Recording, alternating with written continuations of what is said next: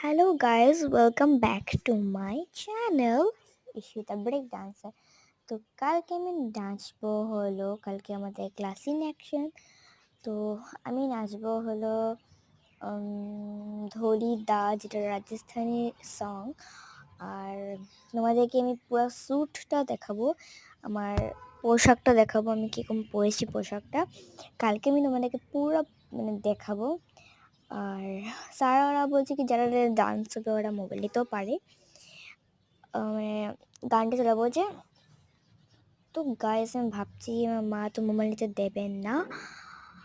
আর আমার এটাও লাগছে আমি কেমনে নেবো নাকি কেমনে নেবো না, আমার এটা তো একটা ভয় টাইপের থাকে না মোবাইলটা হারিয়ে গেলে।